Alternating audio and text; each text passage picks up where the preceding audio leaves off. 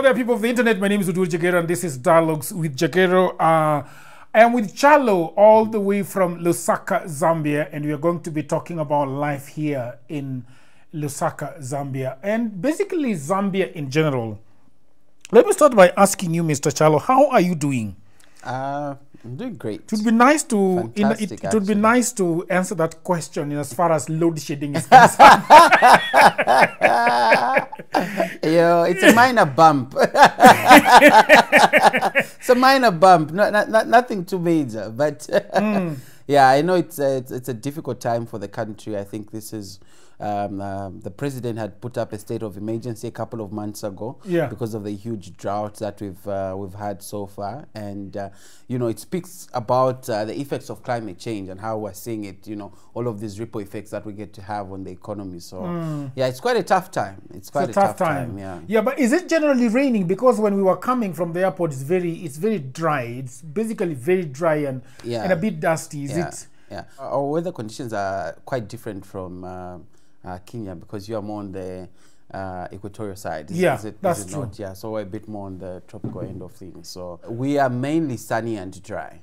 We're mainly sunny and dry. And our rain season, or the wet and hot season, just begins in about November and only runs up to about February, March, somewhere there. So that's when you have some rainy season. So for the most part of the year, we're actually dry. We're either hot and dry or cold and dry. What would you say is the economic activity of the country?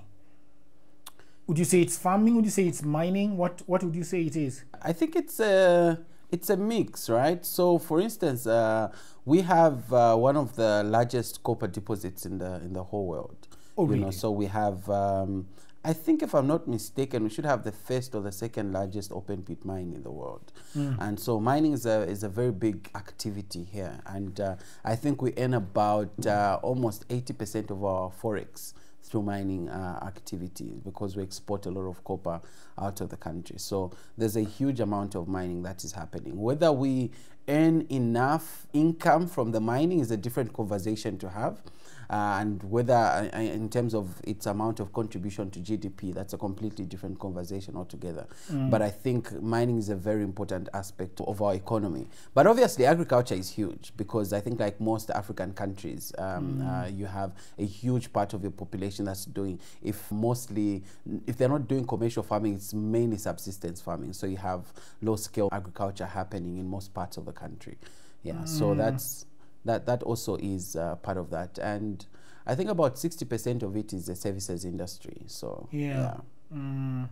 okay, let's talk about yourself. Where were you born? Were you born here in Lusaka? Were you born outside?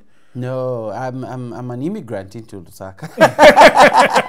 You can always immigrate locally. Locally, I'm a local immigrant. So I was born on the Copper Belt, a little bit north of Lusaka.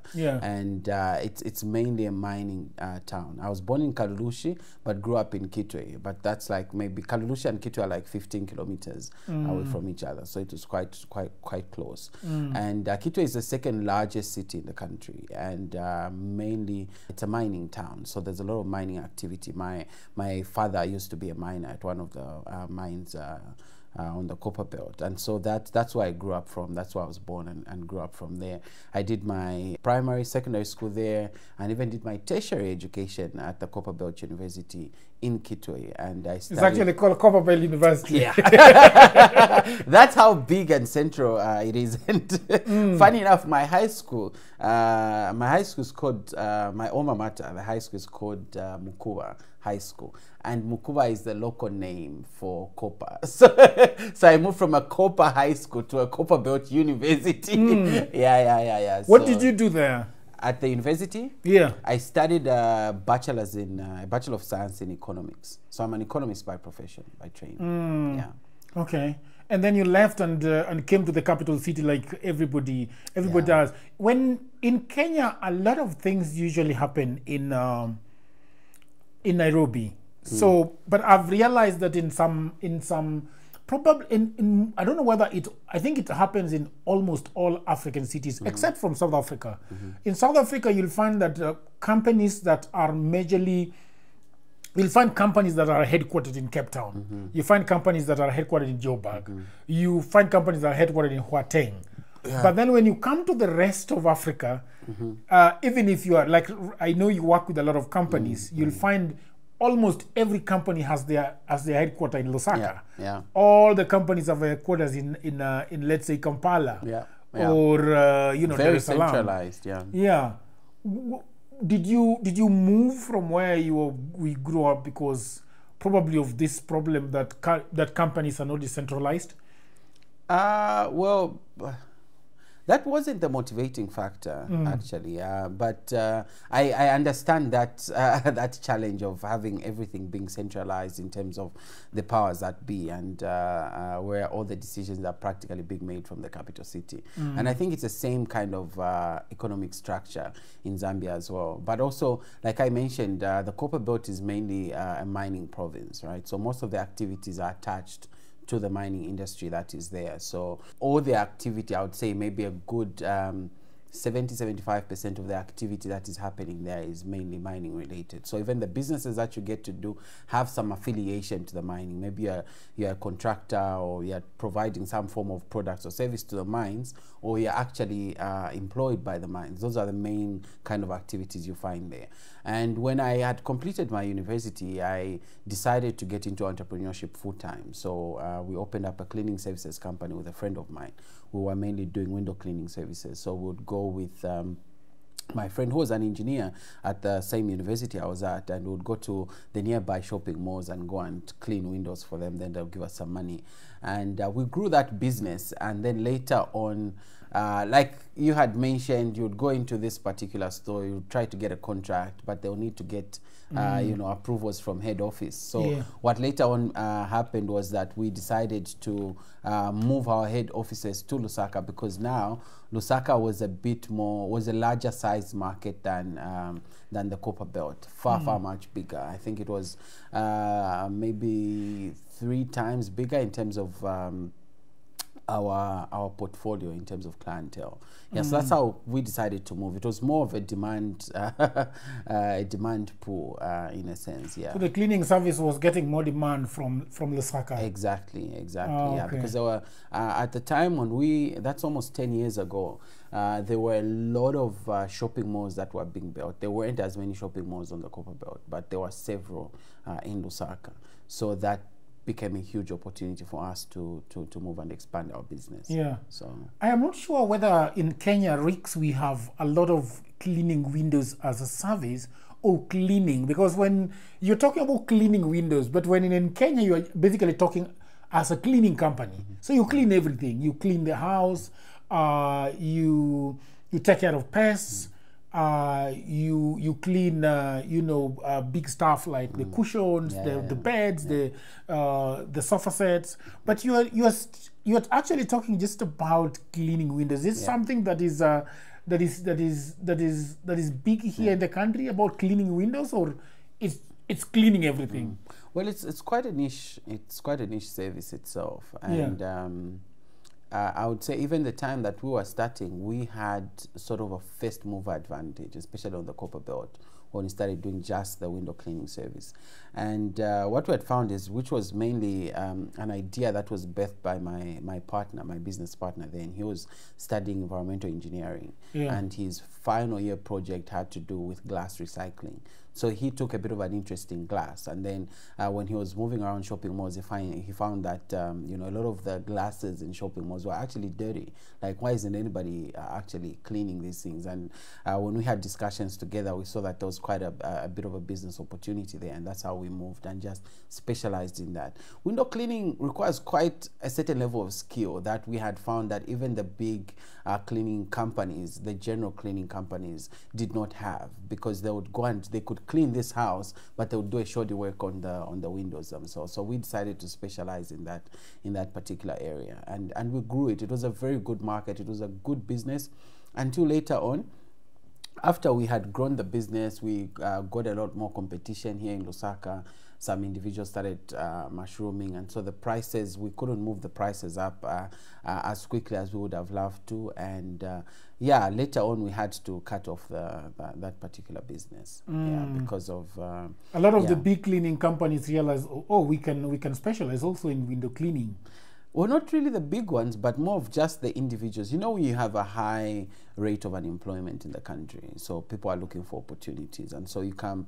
The cleaning industry is an industry where it has very low barriers to entry. So when people quickly start to learn what you're doing, other people come up and start to compete with you. So if the only thing you're competing on is price, they'll drag you under. You know, so yeah, so that was more of the situation with that. It's not a very big business. When we had looked at the projections and the total market size of it, it wasn't a big market size, but we thought it's a good entry into the cleaning industry. And so what we later on did was, after about 3 years of running that particular business, we decided to get into other verticals, like these other general, the upholstery cleaning you had talked about, carpets, deep cleaning, and then we later on just became a full-fledged general cleaning services company. But our genesis was from the window cleaning bit. Yeah. You pivoted and got into another logistics business. Tell me a little bit about it. Yeah, it's something I'm working on now. I'm over the roof excited about it. I think after I had exited that particular business, and it's still running as it is right now, but being run by my wife. I decided to focus on something bigger. I think for me, getting into the cleaning services industry was an entry point into business. I was trying to find my ways around business and just learn how to run and build businesses. But the key for me had always been, how can I best use the knowledge, the skills, the experience that I've gained into solving some of the biggest challenges that we have, some of the biggest problems that we have. And arguably, what I think is the biggest issue we have currently is healthcare. We have a huge problem when it comes to healthcare. And I looked at that particular industry, and I had a keen interest because our family has got history in healthcare business. My mom is a retired nurse now, but she ran her own private practice, her own private clinic at one point, and used to own a couple of retail pharmacies. So we would always be around that space of business in healthcare. So I knew firsthand some of the challenges we would have then. And because my mom used to single-handedly run those businesses, especially on the retail side, when I was in my teen years in high school, I would always help her out, and usually she would go and make orders from wholesalers and send me to go and pick them up and whatnot. So after I'd completed and I'd done over 6-7 years of running my own business, I said, okay, where's the biggest challenge? Where's the next big thing that we can actually help? So where I can apply myself, my knowledge and information. And I said, okay, I think healthcare is a big one. Let me go back to healthcare. Let me go back to the roots. And when I was trying to look at some of the problems that are worth solving, I was reminded of that experience I would have with my mom, where I would always be sent to go to the wholesalers to pick up stuff. And when I had conversations with some of my friends that are running retail pharmacies now, said it's the same situation. Even now, I said, this is a problem that's been there for almost 20 years now, but nobody has solved it. Why hasn't somebody solved the problem of inefficient logistics in pharmaceuticals? And I said, okay, that's a good problem to try and solve. So that's what we're working on currently. What specifically is the problem that you find in the pharmaceutical logistics business? Is it the moving of drugs? Is it the moving of waste? What exactly is the all of those are actually big problems, right? And but the one that we're currently focusing on is twofold, right? We're trying to digitize procurement, and so we're trying. Our big vision is to solve the problem of access to medicine. You know, in Africa, about 3.5 million Africans die annually due to lack of access to medicine. 3.5 million Africans, and that's a huge number. And we think that these are people that are dying needlessly and senselessly, you know, because the medicine is there. It's not just getting to the people on time, and whilst safeguarding the efficacy of the drugs throughout the process of of transportation. So that's a big problem that we're trying to solve. And we're starting that with digitizing the procurement process of medicine. And we've got a platform that connects retail pharmacies and health facilities to pharmaceutical wholesalers and manufacturers. So through our platform, they are able to order medicine from their trusted wholesalers and manufacturers, and we get to do the underlying logistics to deliver to their doorstep. So we digitize it and do the underlying logistics for it, so that then we can reduce the turnaround time for distribution. We also recently signed an MOU with the Catholic Church to digitize and distribute medicine to their 75 health facilities in rural areas. So we're building up a huge network of facilities across the rural areas as well. And I think arguably that's one of the most exciting things that I'm currently working on, trying to figure out how to get medicine to people who are in the most remote areas in the country. Yeah. Let's talk about. I want to ask you about. You mentioned that your wife is now running the clinic business. So that means that you're married, right? Yes. With a child, happily.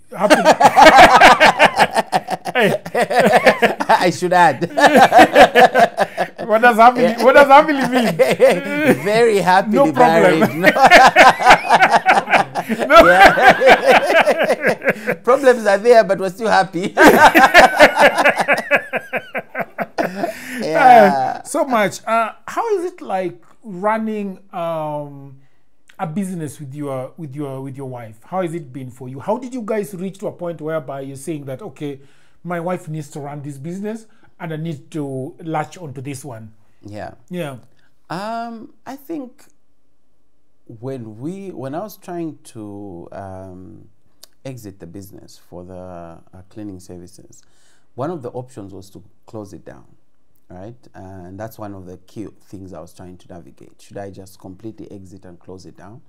But my wife took an interest in the business and said, I still think there's an opportunity here, and if you'd be okay with it, I could possibly run it and see how best that goes. And I said, okay, yeah, that's fantastic. For me, it sounds great. We can still keep on, because we had already cut it down to half the size it originally was, by that time when we're coming to that decision. We had over 150 clients, and we had already sent out termination letters to 75, terminating contracts to over 75 of our clients. So we had a smaller clientele that we're working with. But she said, you know what, I think there's still something to be salvaged there, and I think she's been doing a fantastic job.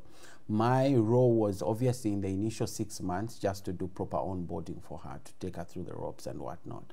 And she was able to pick that up quite quickly. And then 6 months later, she's able to run it independently. She obviously fill me in, on what's happening and whatnot, but I don't get involved in the decision making of that. I'm more focused on the logistics, pharmaceutical logistics side. I always say I have a bit of a disability. I can't multitask. That is true for a lot of men. Yeah. When you want, so for example, when you are running a business with your wife, did you sell her the business? Is she an investor in the business?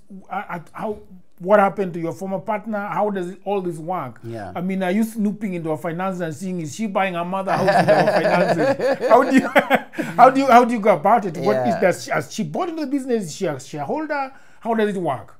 Yeah, so my original partner had completely bought him out many years ago, actually. I think we only operated that particular business with him for about 3 years, and he wanted to exit. And so he exited, I bought him out. And then when that happened, I was running the business completely on my own. So when she came in, I decided that we could work on 50-50. So I gave her 50% of the business. Yeah, so I'm still a shareholder in the business, but she owns the other half of it. Yeah. So yeah. So as it stands right now, I'm not completely involved. My role is more of like a board chair role, where I'm just possibly giving oversight, you know, and maybe if she does need advice on something, maybe she needs to make a very high level decision, maybe one of the senior employees is having difficulties, and because maybe I'm the one that hired the person, I know the person a little bit better, I could give in a bit of advice. But it's very top level. Oh, sorry. Yeah. It's very top level, and I don't like to get into the nitty-gritties of stuff with, unless maybe she just asks for my opinion on it. Okay. Yeah. I want to go back to running startups, because the Gilgis company is now about 18 months old. Yeah. So it's basically a startup company. Yes. Would you call it a tech company? Would you call it, is it a tech company? Yeah, no, it is a tech company. And interestingly, I always say we're right at the intersection of three things, right? The first one is the technology itself. The second one is logistics. And the third is healthcare. So we're at that right sweet spot of it. And so we're trying to navigate this. Essentially, actually, the most ideal, if probably we're not in Africa, we would just be a tech business. Okay. You know, we'll just be focusing on the technology, creating the efficiencies around that. Would probably just be that. But because of the challenges that you find in Africa, we've had to take on the logistics challenge as well, because we don't yet have a player in the market that's able to manage the logistics side of things on our behalf efficiently and effectively without creating a lot of problems along the way. So we've had to take that up as well, just so that we can achieve the goals that we have. We have had a glut of startups in Africa.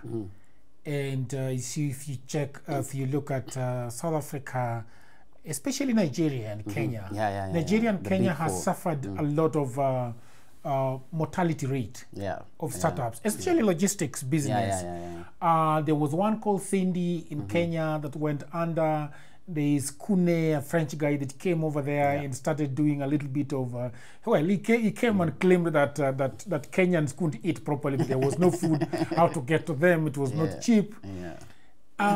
What have you learned? Because a lot of investors, so the question is two-pronged in a way. Do you have investors that have poured money from Silicon Valley into the company? Number two, what is it that you think is the most difficult part of a startup in Africa that you were saying that, Chalo, if I'm not careful, I'm gonna fail? What are the immediate challenges that are giving you red flags that if I do not address these things, it's gonna fail? That's an interesting point, and I like that you've brought it out. And I would like to start off by saying that startup failures is not a uniquely African problem, right? It's a worldwide problem. Okay, obviously for whatever reasons they're amplifying the situation in Africa, but world over, when you look at the statistics, when you start a startup, the odds are that you're going to fail. You know, because 90% of the startups fail within the first 3 to 5 years of operation. So that's the norm. It's not the exception. The ones that actually make it big and succeed are the exception. That's world over. You know, that's something that we already know. So if we have 100 startups in Africa that, for argument's sake, that are maybe a lot of these big Silicon Valley investors have put in monies and whatnot, 90% of them are going to fail. 90 of them are going to fail. You have maybe possibly 10 that are going to be big and ultimately succeed. That's the norm, you know. But we have people causing a frenzy about something that happens everywhere. You know, it's not an African problem. You see. Why do you think they make it an African problem? That is too political. You know, there's a video of Mourinho where he's being asked to say something after a match. Then he says, you know, if I say what I want to say, I'll get into trouble. Big trouble. Reputational risk. Fair enough. I think it's look, the papers are there, the research is there. This is something that it's not strange to or peculiar to Africa, right? So that's the first thing we need to get out of the way. The second thing we need to get out of the way also is just that Africa is a different ball game altogether, right? The rules that apply for the Western companies are not necessarily the rules that apply here. And I get the inclination that, obviously I don't have a lot of research backing this, but my inclination is, or the inkling that I'm getting is that we get a lot of money from Western investors that possibly want to push down how to build startups, okay, their method and their way of operating onto African startups, which is completely different from the way that we do it. And I think for me, that's one of the things I'm trying to build into our company now.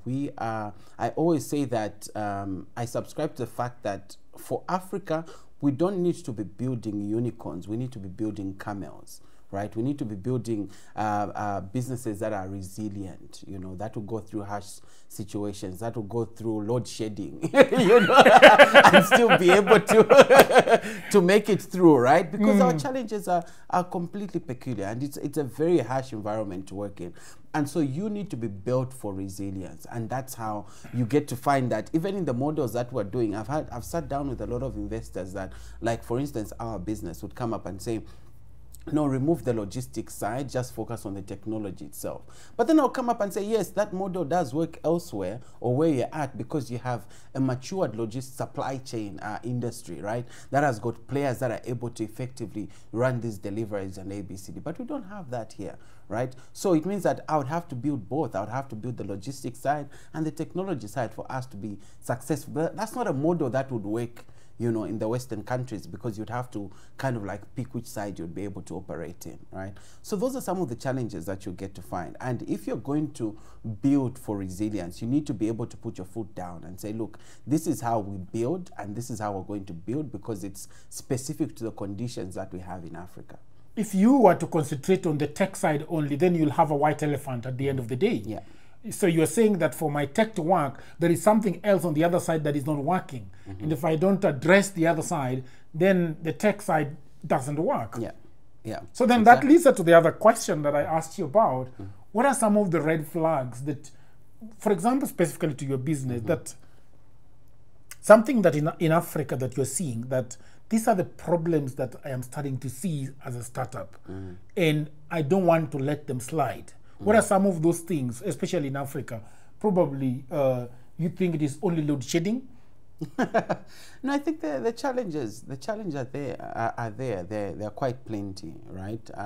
You could begin all the way from regulation, you know, where you look at how we're regulated. For instance, here in Zambia, there's these are discussions that we have possibly had with the government as well, or representatives of government, to say, look, we can't have so many regulatory compliancy hurdles that we have to jump as startups. You know, it becomes a hindrance to progress. Right now, very few startups are fully compliant. Why? Because there's there's a litany of stuff that you have to, you know, tick boxes that you have to tick for you to be fully compliant, which shouldn't be the case. You want to make it as easy as possible for startups to actually run their businesses when they are starting, right? So that's one of the big challenges that you wouldn't find in all of these other different areas. When you come to healthcare or pharmaceuticals, which is largely where I'm operating right now, for you to get a license, just for you to get a license to sell any particular medicine in Africa, you'd need to get a license in each country that you would be able to go to, you know. So you can imagine, I sit down with manufacturers. Just 2 days ago, I had a chance to sit down with one of the biggest manufacturers that we have in the country. And one of the challenges they have is with expanding at continental level, which is I need to get a license for each one of my products in each of these 53 other countries that I would like to go to. It's such a tall order, you know. But this is where I've seen a bit of appreciation from the African Union, because they've been pushing for the African Free Trade Agreement. There's also been a bit of a push around regulation in healthcare, where we could have a centralized licensing system and building up standards around that. But maybe second to that is that we just have a very young industry, right? Especially on the logistics side. Things that arguably are already established in these other developed countries logistically. We just don't have those systems here. I was talking to one of my clients who runs another manufacturing. There are very few, I think there are about 5 manufacturing companies in Zambia that manufacture pharmaceutical products. There was another one that the global head of business. And the first thing he told me when I told him we'd do pharmaceutical logistics was that I've been running pharmaceutical industry in Africa. He's been in several African countries for 20 years, and I've never heard of a pharmaceutical logistics company. Never. That's because we don't have any specialized in that particular area, right? You have all of these big logistics companies like DHL, like FedEx, that move medication, but they're not specialized in that particular area. Right? When you say specialized, what does that mean? Why do you think DHL or FedEx is not specialized for pharmaceuticals? Yeah, because medicine has got very strict standards of transportation. You can't just move medicine the way that you move tomatoes or whatever it is. You can't, you know, because that's one of the biggest challenges that we get to find, right? You have to maintain a certain level of efficacy within the drugs, and that requires some form of controlled measures that you'd have put in place, right? Right now, the most difficult thing we have is, I told you that we're mostly dry and hot, right, in this country, which means that we're in what is called zone 3 climate zone, which is mostly 75% of the time the country is hot, above 20 degrees Celsius, which is not ideal for medication. But you don't have a company that is specialized to maintain those particular standards of efficacy, depending on what sort of drugs and medicine that you're moving and transporting. You get what I mean? So we don't have that. We don't have that. That's how come when we had COVID, it was a huge challenge to move medication, the vaccines across these countries, because we didn't have a specialized logistics company that's able to do that. That has got certification from the World Health Organization or some form of licensing for them to move medication. So yeah, so I think it's a big challenge, but I also think it's a huge opportunity for us to be in this particular space, and that's why I'm excited. I think it's a very exciting thing. It's an exciting thing. I'm not sure whether we have. Do you know if we have something like that in Kenya? No, you don't. That's why I'm coming. Can you make me my partner when you come? Can I be your partner when you come? Yes. Me and Rick. Yes. Yeah, we can stop dancing on the internet for a while. I'll become serious. I hope that you are enjoying this program. Over the last 15 years, I have been working online for clients in America, in Europe, and all over the world. And that is why it pains me a lot when I see a lot of African brothers and sisters saying that they do not have a job.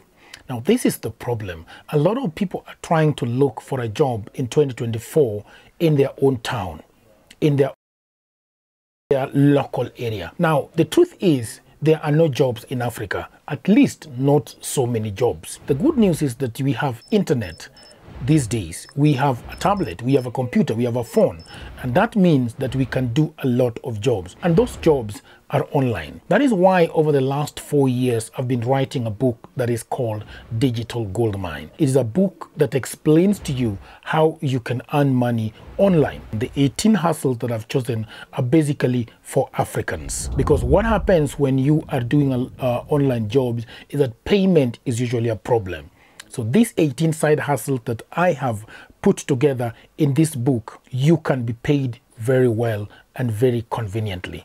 Okay, so the book is only 1,000 Kenya shillings. That is about $10. You can buy it in Kenya using paybill number. You can buy it online from anywhere in the world using a credit or a debit card. All the information about this book is in the description below. And if you have a brother, you have a wife, you have a husband, you have a friend who is sitting at home and watching Netflix, please do buy this book for them. If you are the one sitting at home and watching Netflix and have nothing to do, please buy this book and your life is gonna change forever. Because I have been doing this online and I've been traveling and I've been enjoying myself and having a lot of fun. So thank you very much, and now back to programming. When you talk about Kenya, you're talking about a country of marathoners. When you are talking about Kenya, you're talking about a country that has tea. We have the ocean, and our internet is really good. But we also have had a very serious issue with corruption, where the money doesn't go where it's supposed to go. We have a lot of white elephant projects. We have a lot of we have infrastructure that cost about 10 times what it costs in other parts of Africa. Yeah. What is it that you're proud of as a Zambian? Yeah. I didn't think that's what the question would be. Great. What is it that I'm proud of? My goodness. I think being Zambian and being African in the 21st century is just, it's an amazing thing. And especially for me, that's an entrepreneur. I see a huge opportunity, right? I see a huge opportunity for growth, for development, and that comes with benefits that could be accrued to individuals, right? I always tell people that, look, the best part about being in Africa currently is that this continent is going to develop. It may not be now, but it's definitely going to develop. And when we go through that development stage, there's a lot of billionaires, there's a lot of millionaires that will be created along the way, which is an opportunity that will take long to come. You won't find this kind of opportunity that we have now, any other time. So there hasn't been a better time than now to be African, to be young, to be vibrant. I think we now have some of the most exposed population in Africa. We now have some of the most educated people currently. This is like, it's a great defining moment for Africa, and the opportunity for us is how can we shape this for our grandkids and the other generations that are going to come after us. So I think it's similar probably to the time of that change from colonial rule. It's that significant, I believe, or could even be a lot more significant. So that's one thing I'm proud of currently in terms of the space that we're in as a continent. Just look at what had happened recently in Kenya. That whole uprising from the youths. That's something we haven't seen in a long time in Africa. And it's just amazing to see what young people are able to do currently. Do you think that the young people of Zambia you'd equate them to the young people in Kenya? Because we saw Ugandans trying to try something like that, and it went very badly. Awfully. It was not. Yeah. I think there are several things that need to be right. Okay, so I think that the youths in Kenya are different from the youths in South Africa, who are different from the youths in Zambia. And there's a historical appreciation that has to be made. Okay, and that's because of how Zambia has been structured for a long time, right? There's a reason why we call ourselves one of the most peaceful countries in Africa, right? And partly because during the time of fighting colonialism, there was less than 100 deaths in this country. Less than 100 deaths. Wow. We talk about bloodshed and whatnot. There was very little of it in this country. Very little.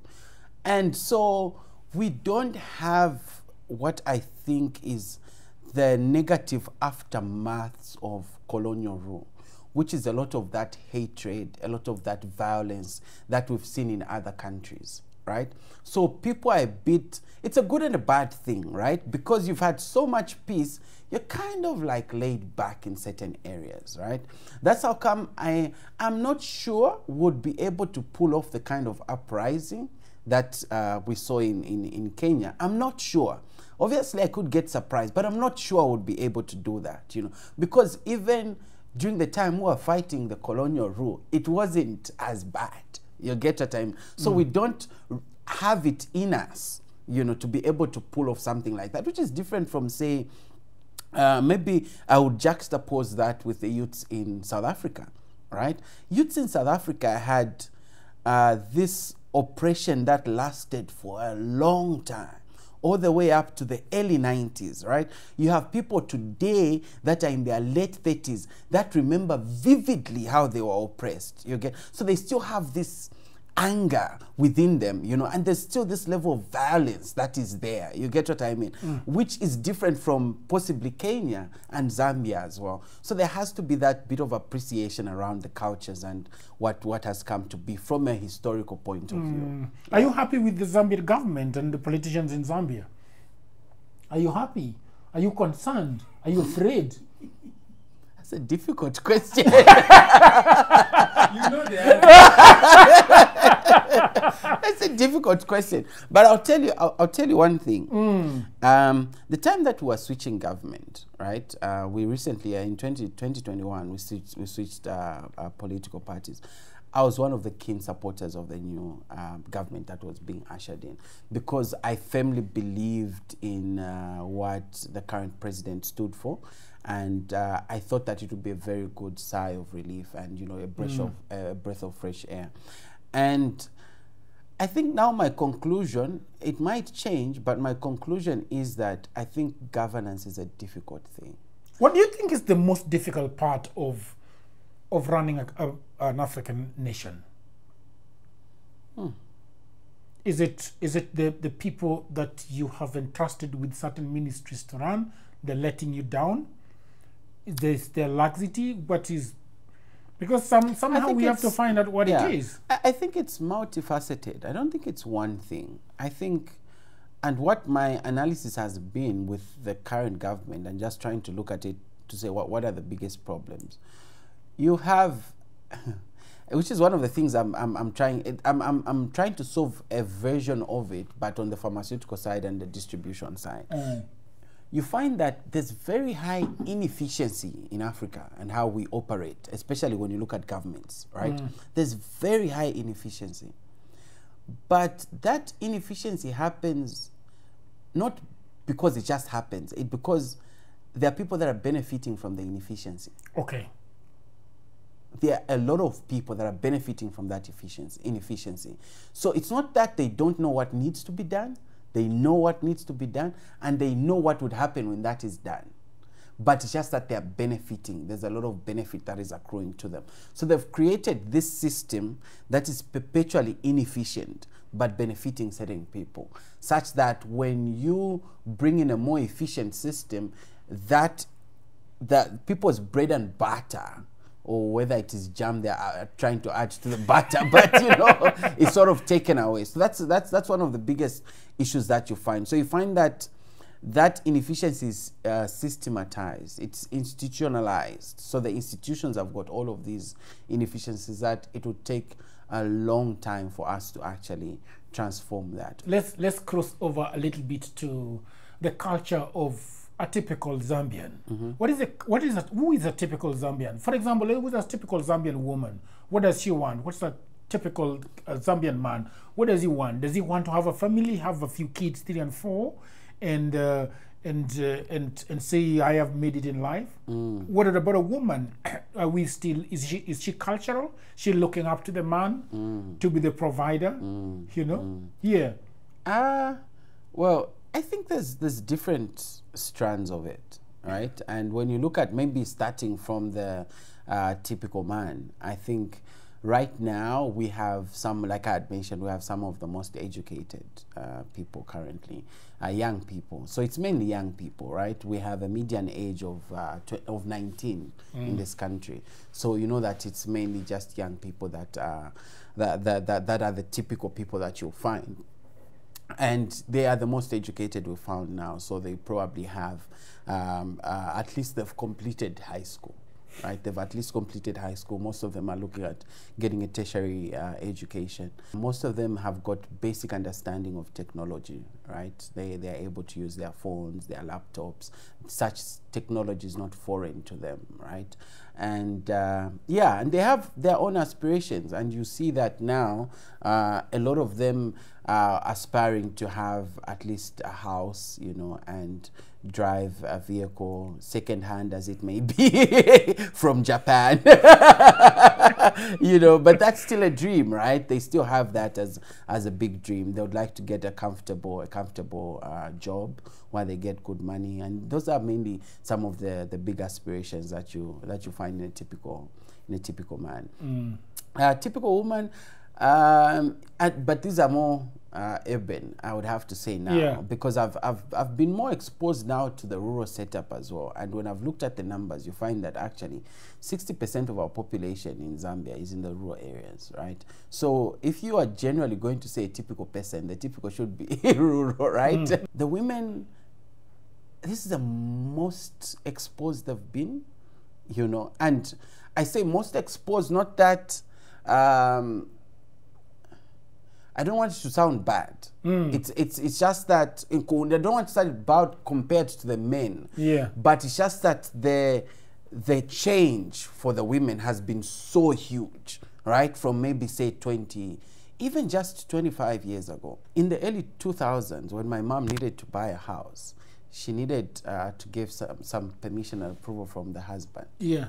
A signed paper to go to the lands ministry to say, you know, the husband approves of it. So you can imagine now the level that we're at now, where we've got this big wind of feminism and, you know, them just appreciating who they are as women to say, you know what, I can actually be somebody in life and manage, you know, a whole household or even businesses, you know. So there's been a huge change from them just looking towards getting married and, you know, and it ends there and just running the home. But it's more about what are my personal aspirations as well. What could I be? How can I contribute to the country? How can I contribute to my household? So there's been quite a bit of change in that area. In Kenya, we have fought the good fight of making sure that the girl child, you know, comes to a level where she can be able to take care of herself, even without a man by her side. And I think that has tipped the scale a little bit for men that grew up knowing that they're the providers. If somebody has to show up with the beaker, it has to be the man. If it has to be the key to the house, it has to be the man. It is picking up the bill, it has to be the man. And we find that has shocked the foundations of who a man is in my country. And right now you see like for example in the capital city of Nairobi, you'll find a lot of women have got good jobs.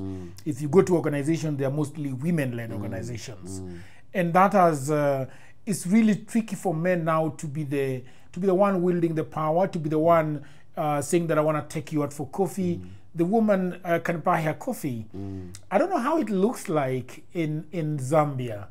Are you seeing very powerful women, for lack of a better word, and the men, you know, struggling to catch up and to be the priest of the of the home? Yes. Absolutely, and I think it's. I've traveled a bit around Africa, and I think it's something that we're finding in Africa a lot of, and we have these highly empowered women that even our culture doesn't know what to do with them, right? That's a very powerful statement. For me, which is maybe a bit different with how I have been brought up, right? I've been raised in a house that's been run by a woman, right? She's the one that brings in the income. She's the one that provides for everybody. She's the be-all and end-all. You know, so even before my father died, my mom was the main man in the house, right? Was a priest. Yes, so she was the one that's making things happen, making things work, bringing bread and butter into the house and doing. So my image of a woman has always been that, right? Of somebody that is very powerful, somebody that is able to make things work, and you know, so. And which I think is a lot of the experience that some of my other male friends have had as well. You know, so I'm using a very small sample size, so I can't generalize it. But I've seen a lot of that, and partly because of when we had the beginning of the HIV pandemic, a lot of the people that died were male. So you had a lot of these men that left families behind with single mothers, right? Which is the situation that a lot of people found themselves in. And so now you've got this whole group of families that have been run by women. And so there's this small population of men that have been single-handedly brought up by women and have got a different image of who a woman is or what their role is in the communities, right? So I think that's the other side of what I think is happening, apart from just the push that has been going on worldwide about women's rights and ABCD and all of that. There's this other aspect that has been coming up from this other end, where you have a lot of these women-run homes that are bringing up men that have got a different view of the role of women. Yeah. Do you consider, are people crying that Zambia, because in Kenya a lot of people are crying that life has become very expensive. South Africa, people are wailing in the streets that things are very expensive.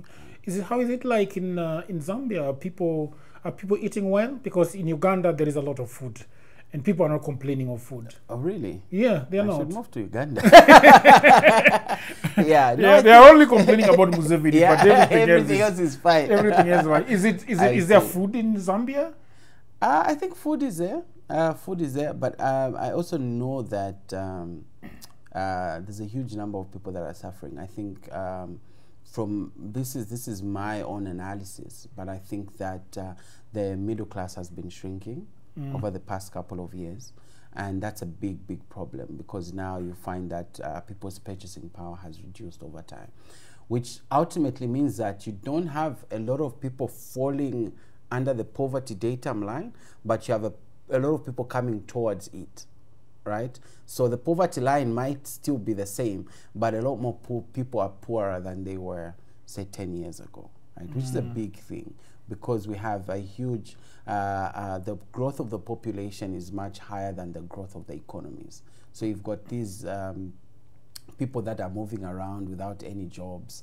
Just in Africa, 10 million young people are entering the labor force each year.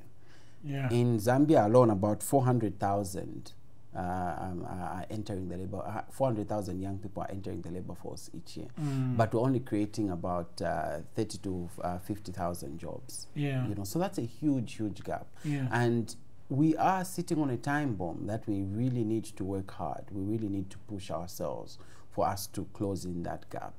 Otherwise, a lot more people will be going days without food, and you have these effects of climate change, like the load shedding we've been talking about. We've had a huge drought that we haven't had in a bit of a while. So there are all of these things that are happening that are just going to make people a lot more poorer than they've been. Yeah.